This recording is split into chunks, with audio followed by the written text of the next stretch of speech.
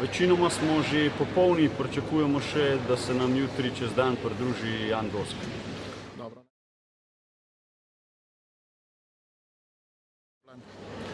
No, cilji so visoki, so pa tudi druge reprezentance kvalitetne.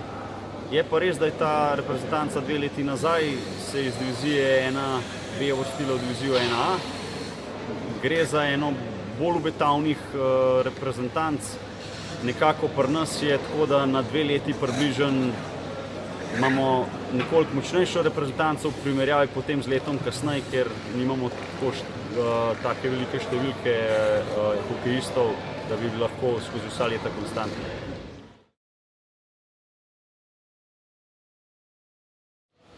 Drži, ja, delal sem prav že z 20-tico v Ljubljani, drugače pa z mladimi kategorijami tudi v Mariboru. Z reprezentančnega nivoja sem pa bolj sodeloval do sedaj s člani.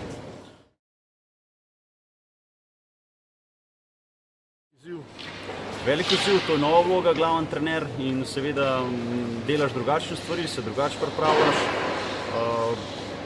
Seveda je pa cilj dati tem fantom čim več, psihološko pa taktično pripraviti, da nam bo uspel dober rezultat na Poljskem.